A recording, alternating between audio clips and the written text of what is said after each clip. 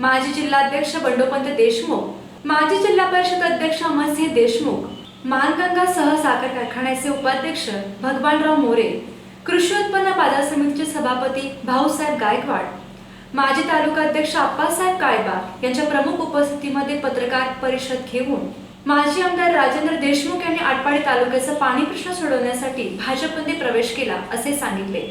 आटपाडी तालुक्याच्या जिल्हा परिषद व पंचायत समितीच्या सर्व जागा भाजप पक्षाच्या कमळ चिन्हावर लढवण्याचा निर्णय घोषित केला. पक्ष प्रवेशपूर्वी मुख्यमंत्री देवेंद्र फडणवीस, सहकार मंत्री चंद्रकांत पाटील, खासदार संजय पाटील यांच्याशी चर्चा करून पक्ष प्रवेशपूर्वी मुख्यमंत्री देवेंद्र फडणवीस, सहकार मंत्री चंद्रकांत पाटील, खासदार संजय पाटील यांच्याशी चर्चा देशमुख बंधूंनी केली. 2 दिवस चर्चा करून जिल्हा परिषद निवडणुकीच्या पार्श्वभूमीवर भाजपमध्ये प्रवेश केला. गोपीचंद पडळकर आणि माजी आमदार देशमुख गटाने जिल्हा परिषद व पंचायत समिती निवडणुकांमध्ये उमेदवारी जागा वाटप करून भाजपचे एबी फॉर्म वाटप केले. आटपाडी तालुक्याचा विकास, टेंबू पाणी प्रश्न सोडवण्यासाठी आपण एकत्रित आलो असल्याचे श्री पडळकर व देशमुख बंधूंनी सांगितले. भविष्यात आमचे मित्र गोपीचंद पडळकर यांना भाजप पक्षाने विधानसभेची उमेदवारी दिली तरी आम्ही तालुका एकसंघ करून सत्ता मिळवून तालुक्याचा विकास करण्याची तयारी असल्याचे अमरसिंह देशमुख यांनी सांगितले. पडळकर देशमुख गट तालुक्यात एकत्रित आल्याने जिल्हा परिषद व पंचायत समितीच्या सर्व उमेदवार मोठ्या मताधिक्याने विजयी होतील असा विश्वास पृथ्वीराज देशमुख यांनी व्यक्त केला. एका वर्षात आटपाडी तालुक्यातील पाणी प्रश्न सोडवला जाईल अशी खात्री दिली. देशमुखांच्या भाजप प्रवेशाबाबत मुख्यमंत्री देवेंद्र फडणवीस, सहकार मंत्री चंद्रकांत पाटील, खासदार संजय पाटील यांच्यासह पक्षातील वरिष्ठ नेत्यांची चर्चा केली असल्याचे सांगितले. राजेंद्र देशमुख म्हणाले, गेली 2 वर्षे टेंबू पाणी आटपाडीत येऊन देखील ते शेतीला वेळेत दिले जात नाही, त्यामुळे सत्तेत राहून पाणी प्रश्न सोडवला जाईल.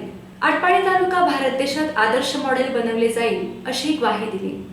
गोपीचंद पडळकर म्हणाले, पक्ष सांगेल त्या पद्धतीने मी प्रामाणिकपणे काम करणार आहे.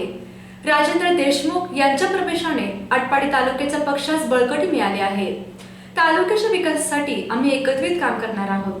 माजी आमदार देशमुख यांच्या प्रवेशासाठी चंद्रकांत पाटील येणार होते, परंतु मुंबई महानगरपालिकेच्या निवडणुकीमुळे ते येऊ शकले नाही. आटपाडीहून प्रशांत देशमुख, 7 स्टार न्यूज, विटा.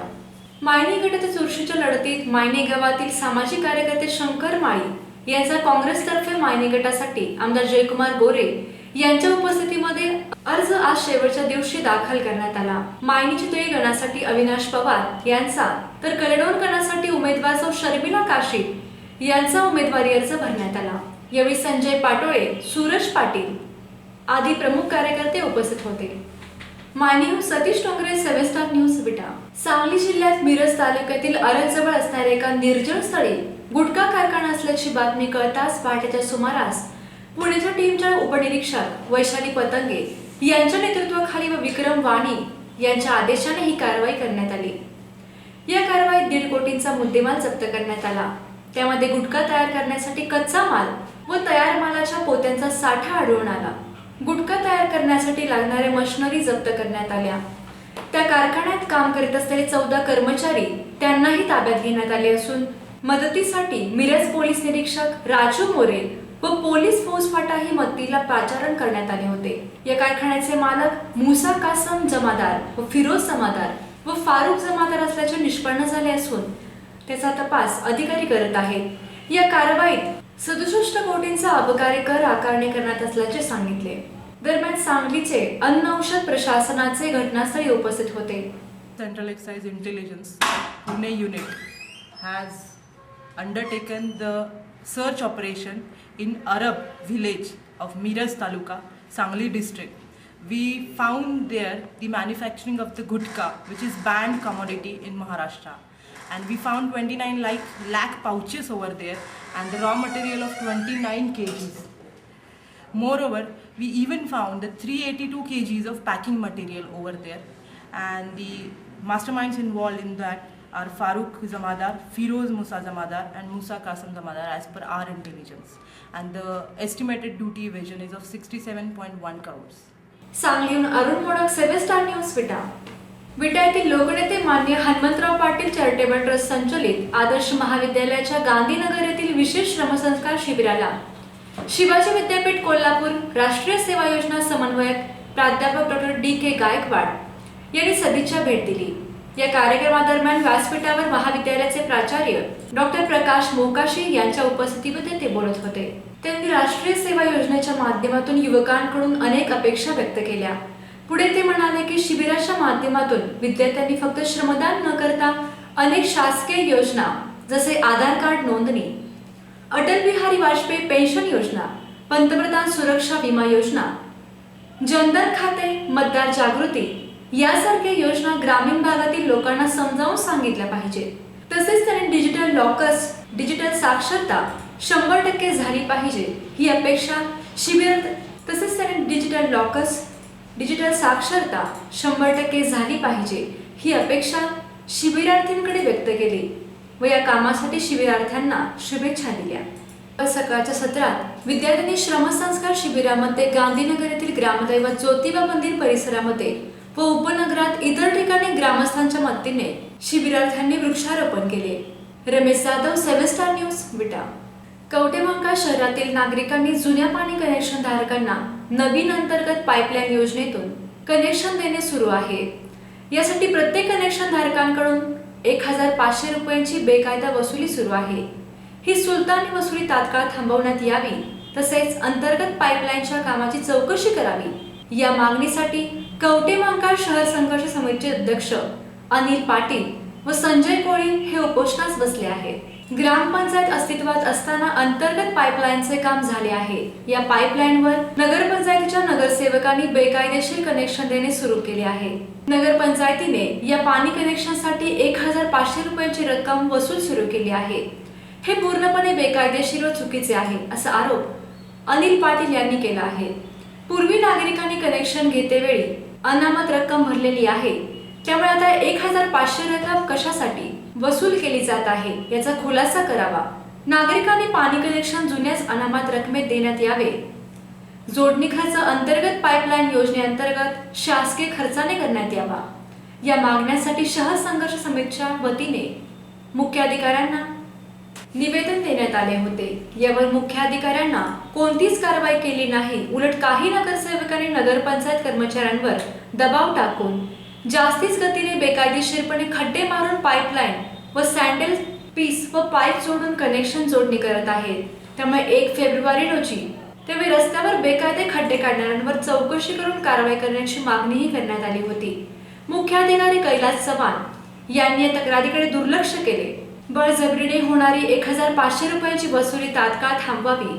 पैसे घेतलेल्या नागरिकांनी माहिती घेऊन त्यांना पैसे परत देण्यात यावे। नवीन कनेक्शन जुन्या अनामत रकमेवर देण्यात यावे। अंतर्गत पाईपलाईनचे काम नियोजित नकाशाप्रमाणे झाले का याची चौकशी व्हावी। पाईपलाईनची खोली 1 ते 1.5 फुटापर्यंत आढळून येते, खोली योग्य आहे का, पाईपच्या गुणवत्तेची चौकशी होऊन कारवाई करावी या मागणीसाठी शहर संघर्ष समितीचे अनिल पाटील व संजय कोळी यांनी तहसील कार्यालयासमोर उपोषण सुरू केले आहे। कवटेमहांकाळहून सनी लोंढे, 7 स्टार न्यूज, विटा। कवटेमहांकाळ तालुक्यात जिल्हा परिषद व पंचायत समितीसाठी दाखल झालेल्या अर्जाची छाननी तहसील कार्यालयाच्या सभागृहात मंगळवारी करण्यात आली। छाननीत एकही अर्ज बाद झाला नाही। अर्ज भरण्याच्या मुदतीत 4 जिल्हा परिषद व 8 पंचायत समितीच्या जागांसाठी 189 उमेदवारांचे अर्ज दाखल झाले होते। छाननीत सर्व अर्ज वैध ठरण्यात आले।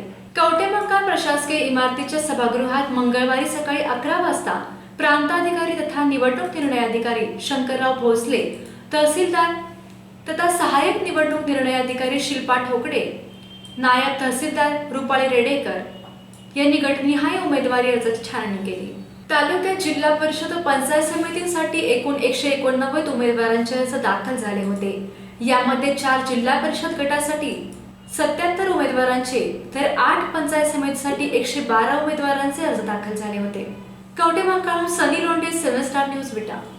विटा नगर परिषद हद्दीतील प्रभाग क्रमांक 11 मध्ये डॉक्टर आंबेडकर नगर येथील गेल्या 50 वर्षांपासून अंतर्गत मतभेदांमुळे प्रलंबित असलेले काम सदाशिव पाटील व वैभव पाटील यांच्या मार्गदर्शनाखाली स्थानिक नगरसेवक प्रगती भरत कांबळे, पदमसिंह सुभाष पाटील यांच्या प्रयत्नातून मार्गी लागले। या रस्त्याच्या कामामुळे लोकांच्यातून समाधान व्यक्त होत आहे। आज या रस्त्याच्या हॉटमिक्स डांबरीकरण कामाचा शुभारंभ श्रीफळ वाळवून करण्यात आला।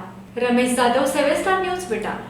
गारडी तालुका खानापूर येथील जीवन प्रबोधिनी संचलित प्रोग्रेसिव्ह इंग्लिश मीडियम स्कूलच्या स्नेहसंमेलनात मुंबईचे माजी पोलीस आयुक्त DN जाधव बोलत होते. ते पुढे म्हणाले की भविष्यात प्रोग्रेसिव्ह इंग्लिश स्कूल हे महाराष्ट्रात लवकरच नावलौकिक मिळवेल. या स्कूलला माझ्याकडून कायमच मदत होईल. या कार्यक्रमास जीवन प्रबोधिनीचे प्राचार्य doctor MC Mane, progressive English medium स्कूलच्या प्रिन्सिपल सौ सोनिया बाबर, प्राध्यापक मधुकर काळबागे, प्राध्यापक वर्षा केरीपाळे, प्राध्यापक धनश्री टिंगरे, विटा पोलीस ठाण्याचे पोलीस निरीक्षक मोहन जाधव, सर्व शिक्षक व प्रशासकीय कर्मचारी व विद्यार्थी मोठ्या प्रमाणावर उपस्थित होते. मी नोकरीत असताना आणि रिटायरमेंटनंतरही शैक्षणिक संस्थांमध्ये जेवढ्या विद्यार्थ्याशी किंवा स्टाफशी संपर्क करता येईल असे कार्यक्रम हाती घेतो. कारण सगळ्या होप्स ह्या नव्या जनरेशनवरती आहेत. आम्ही पुढं संपणारी पिढी ही नाही सुधारली तरी नव्या जनरेशनपासूनच देश बदलेल, जग बदलेल, आपण बदलू असं मला वाटतं. म्हणून मी ही संधी यांचा फोन आल्यानंतर मी लगेच स्वीकारली आणि माझ्या परीनं जे काही मला मुलांना, मुलींना किंवा स्टाफला सांगता येईल त्या सांगण्याचा प्रयत्न करणार. कायमच्या दुष्काळी भागातील या मुलींच्या पुढं स्वतःच्या कौशल्यानं, कर्तृत्वानं मोठ्या झालेल्या पोलीस अधिकाऱ्यांना इथं निमंत्रित करून या मुलींच्या पुढं चांगले आदर्श ठेवावेत आणि त्यांना तसं होण्याची प्रेरणा मिळावी या उद्देशाने मुंबईचे माजी पोलीस कमिशनर DN जाधव साहेब, की ज्यांनी महाराष्ट्र लोकसेवा आयोगाचंही सदस्यत्व पद भूषवलेलं आहे, त्यांचे विचार या मुलींच्यापर्यंत पोहोचावेत हा या कार्यक्रमापाठीमागचा हेतू आहे. रमेश जाधव, 7 स्टार न्यूज, विटा. मिरजेत भर दिवसा मुख्य बाजारपेठेतून 30 लाख रुपयाची रोकड धूम स्टाईल दुचाकी स्वारांनी लांबवली. ही 30 लाखांची रोकड ATM मध्ये पैसे भरायला नेली जात होती. यावेळी दुचाकीवरून आलेल्या 2 इसमांनी बँकेच्या गाडीची काच फोडून आधी 30 लाखांची रोकड असणारी बॅग हातोहात लांबवून पलायन केले. या घटनेने मिरज शहरात भीतीचे वातावरण निर्माण झाले असून पोलिसांनी जिल्ह्यात नाकाबंदी करीत आरोपींचा शोध सुरू केला आहे. मिरजेत SBI बँकेची 30 लाखांची रोकड घेऊन बँकेची गाडी सराफकट्टा परिसरात आली होती. यावेळी गाडीच्या मागून धूम स्टाईलने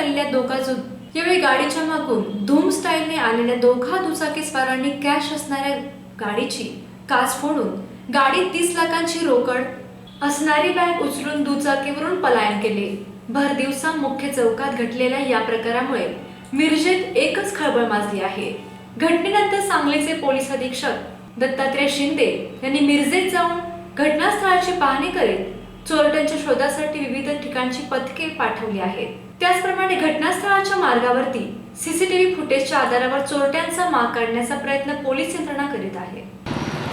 आज दुपारी मिरज येथील ब्रह्मणपुरी येथे SBIच्या बँकेमध्ये ATM मध्ये पैसे भरण्यासाठी व्हॅन आली असता त्यातील पैसे भरत असताना 2 अज्ञात चोरट्याने जवळपास 30 लाखाच्या आसपासची रक्कम ही चोरून नेलेली आहे.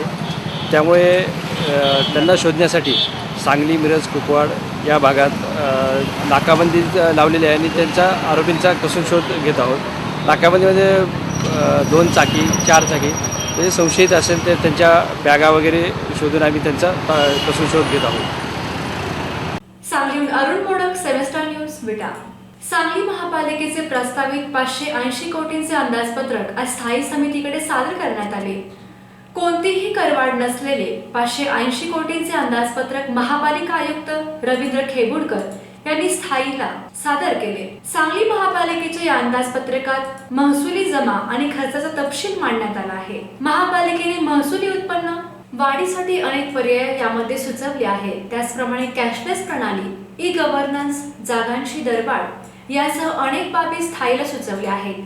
आज महापालिका आयुक्त रवींद्र खेबुडकर यांनी आपला प्रशासनाचे अंदाजपत्रक स्थायीला सादर केले. 2016-17चं सुधारित बजेट आणि 17-18चं नवीन बजेट आम्ही आज स्थायी समिती चेअरमन माननीय श्रीमती हार्गेताईंच्याकडे आज आम्ही सबमिट केलेलं आहे. प्रशासनाचं बजेट आहे, ते आयुक्तांचं बजेट आहे, ते आज आम्ही सादर केलं आहे. त्यामध्ये महानगरपालिकेनं गेल्या वर्षी 180 कोटीचं बजेट होतं आणि त्याबरोबर आम्ही जानेवारीमध्येच 180 कोटी रुपये वेगवेगळ्या उत्पन्नातून मिळवलेले आहेत. अजूनही आम्हाला 2 महिने आहेत. ह्या 2 महिन्यामध्ये आणखीनही काही वसुली होईल. त्यामुळे ह्या बजेटमध्ये ह्या सर्व गोष्टीचा विचार करण्यात आला आहे. या बजेटचं वैशिष्ट्य पूर्ण म्हणून हे माझं पहिलंच बजेट होतं.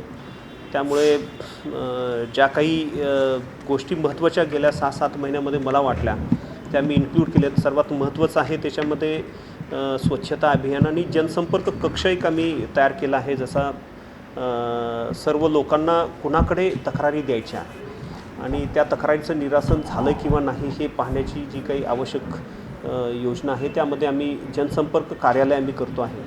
आणि ह्या जनसंपर्क कार्यालयामध्येच एक टेंडरिंगचं जे टेंडर्स आमचे वेगवेगळ्या प्रकारचे येतात त्याच्यासाठी सुद्धा एक सेल तयार केलेला आहे. महानगरपालिकेचे सर्व टेंडर्स हे ह्या सेलमार्फतच केले जातील.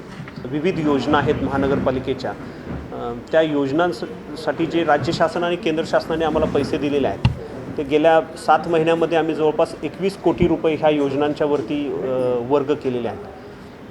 त्यामुळे ह्या योजनासुद्धा कार्यान्वित झाल्यात. गेल्या 2 ते 3 वर्षाच्या बंद पडलेल्या किंवा स्लो झालेल्या योजना होत्या त्यांनासुद्धा आम्ही गती द्यायचा प्रयत्न ह्या माध्यमातून करतो आहे. सांगलीहून अरुण मोडक, 7 स्टार न्यूज विटा. नोटाबंदीमुळे झालेली आर्थिक टंचाई त्यामुळे सामान्य लोकांचे मोठ्या प्रमाणात हाल होत असल्याने आज सांगलीमध्ये महिलांनी कलेक्टर ऑफिसवरती भव्य मोर्चा काढण्यात आला. नरेंद्र मोदींनी काळा पैसा बाहेर यावा यासाठी नोटाबंदीचा निर्णय घेतला. मात्र तो निर्णय व्यवस्थित राबवता आला नाही. त्यामुळे या नोटाबंदीमुळे सर्वसामान्यांचे मोठ्या प्रमाणात हाल झाले आहेत. याचा निषेधार्थ आज बचत गट महिला आणि सर्वसामान्य महिलांनी कलेक्टर ऑफिसवरती भव्य मोर्चा काढला. महिला सबलीकरण आणि बचत गटाच्या वतीनं हा मोर्चा आम्ही आयोजित केलेला आहे. या मोर्चामध्ये महिलांना पहिला कर्ज दिलं गेलं परंतु त्यांचे व्यवसाय आज डबघाईला आलेले आहेत आणि कर्ज देणारी लोक आज त्यांच्या मागे लागली आहेत की आमचे हप्ते भरा म्हणून. त्यांनी कुठून हप्ते भरायचे? पुढचं कर्ज आल्यानंतर त्यांच्या व्यवसायात वाढ झाल्यानंतर त्यांच्या व्यवसायातून जे त्यांनी पैसे भरणार आहेत ते पैसेच न मिळाल्यामुळे आज त्यांच्यावर दारिद्र्याची वेळ आलेली आहे. कुणी घरातले पती वारलेले आहेत, कुणी आंधळे आहेत, कुणी अपंग आहेत.